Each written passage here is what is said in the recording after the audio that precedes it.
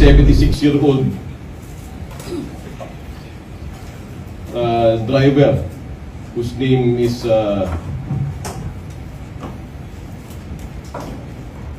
ba to?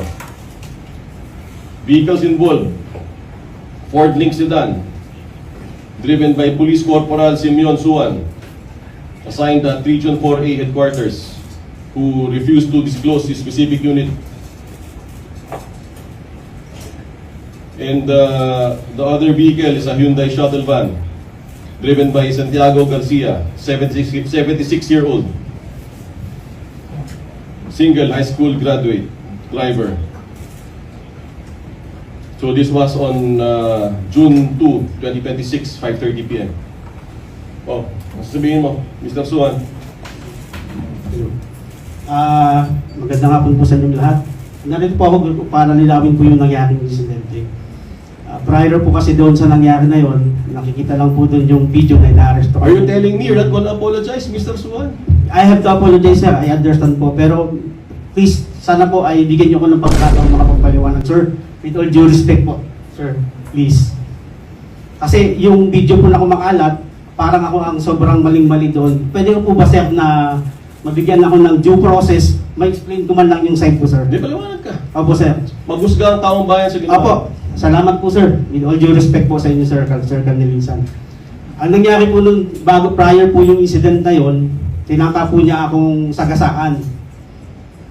Deliberately po. Meron po akong video dito na nakuha ko po sa barangay. Nasa sagasaan niya ako.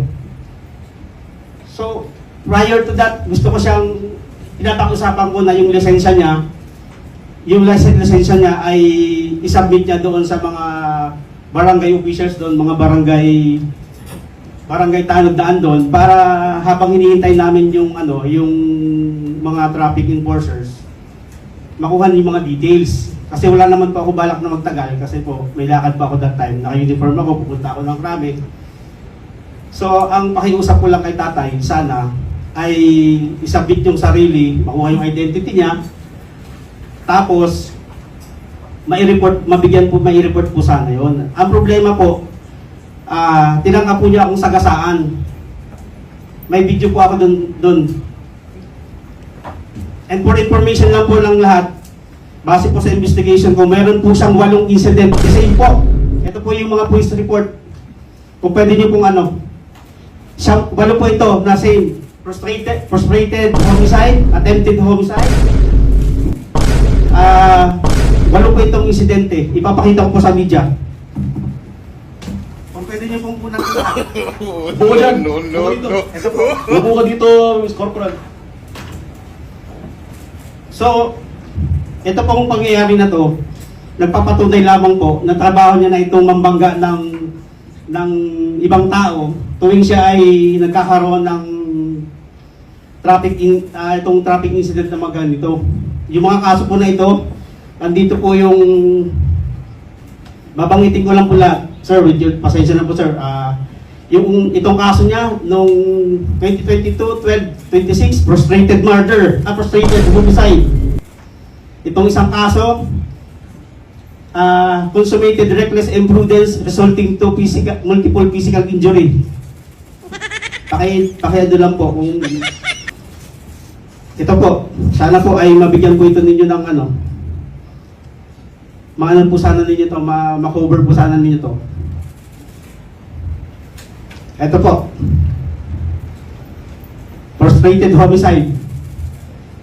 Anong kinalaman yan dun sa insidente ng traffic accident?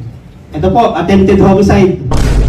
Corporal Suan, Apo. anong kinalaman niyang mga pinagsasabi mo dun sa traffic accident? Sir, ang gusto ko lang pong patunayan na itong moral character ng tao ay hindi ganun kaganda, sir. Do you want to go that route, Corporal Suan? You want to go that route?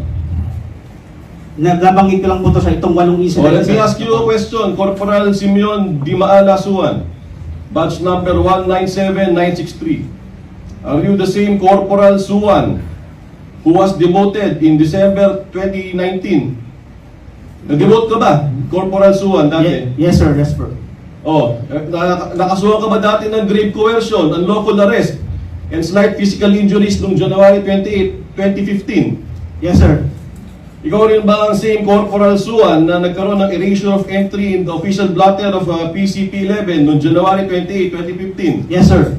Nasuspend ka ba dati noong 2017? 27, sir, na-suspend ako. Naawol ka ba noong 2013, Corporal Suan? Yes, sir. Nasuspend ka ba uli noong March 28, 2024? Hindi ko lang maalala, sir. Yung bang evaluation mo ng ano mo, no first semester to 2024, ang rating mo ba 70 lang when you are assigned in NCRPO?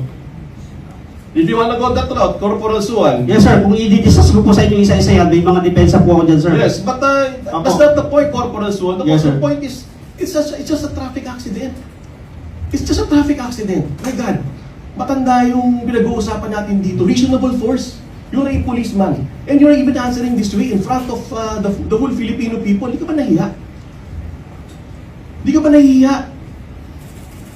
I'm directing our legal service, Director Mai, to file criminal case against Corporal Suan for violation of RA 7438 for failure to inform arrested persons of their rights.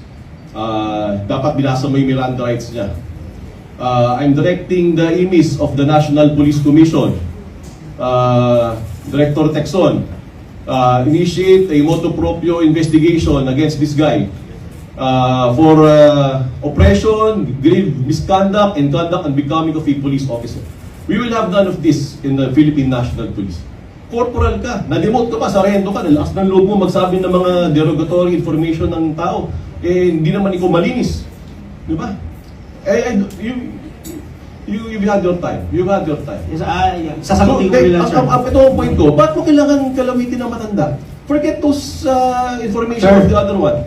With all due respect, sir, that time marami na pong tao. Marami na pong nagagalit sa amin. Mahaba na po yung traffic. Meron siyang ibang nasagasaang tao. So, mag-isa lang po ako dun, sir. Kung sir, kung magkaroon po ng kumusyon doon, bugbugin si tatay o ako ang bugbugin, kargo ko po yun dahil ina-arrest ako na po siya doon time na yun. Under the circumstance, sir, kailangan kong gawin na alisin siya doon para doon sa security namin, sir, namin dalawa. Security niya, security ko. We have a problem if our policemen are like this. We have a big problem. We really have a big problem. You should not have done that. He's a 76-year-old guy. Reasonable force yan. Hindi naman, wala namang gagawin na yung matanda doon sa bangketa. Sir, bago po yun, sir, sa loob ng sasakyan, meron siyang inuhugot doon. Hindi ko alam kung papatalim o Okay tayo magbubo. Okay na yan, okay na yan. Sir, Okay na yan. So, any other questions? I think his demeanor right now speaks 10,000 times of his character. Yes. Thank you, Lino. Sir, relax lang, relax lang. Ay! Tay! Nagsukuan na ako. Bakit hindi pa kamangga niya? Ano, nakamotor? Uy, senior na yan.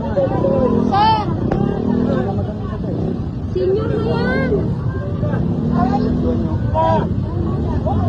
Sir! Arestado ko, arestado. Dandahan, sir! Dandahan! Senior na yan. Kayam ka. Tulog ka ni. Ano na yan? Kahit ka. Upo muna, tay. Upo ka. Tay, upo po kayo. Upo kayo, tay. Tay, upo kayo. Kayo? Upo kayo, tay. Wala kayong nagawa?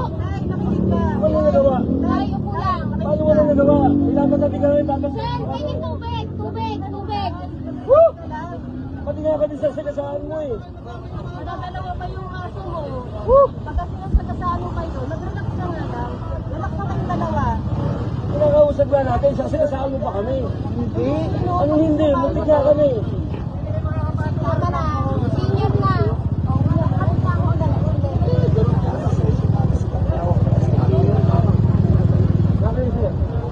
Arestado ka? Sir. Gusto video sa taas yan. Arestado ka na. Wala ka pang warrant of arrest. Wala kang warrant of arrest. Relax lang, relax lang. Sir, relax lang. Relax lang. Ay! Tingnan mo. Tay! Nagsubuan na ako.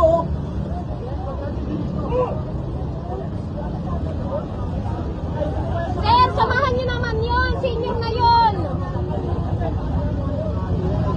Samahan niyo. Teka lang.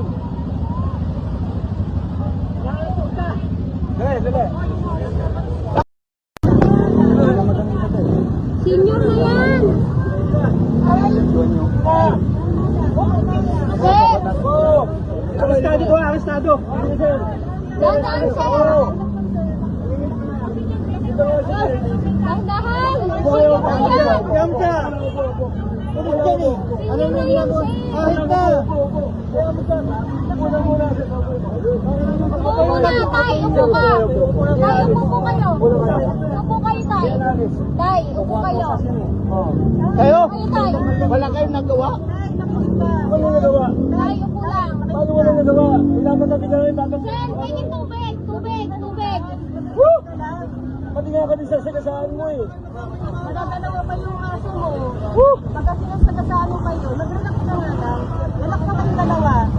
Kinakausap ba natin? Sa sagasaan mo pa kami? Hindi. Anong hindi? Muntik nga kami. Tama na. Senior na. Kapit lang ako dalawa.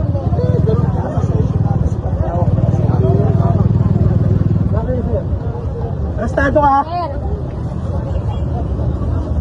Gusto bigyan sa taas yan. Arresto ka na. Wala kang pang warrant of arrest. Wala kang warrant of arrest. Sir, relax lang. Relax lang. Sakit ka? Ay! Tingnan mo. Tay! Nagsubuan na ako.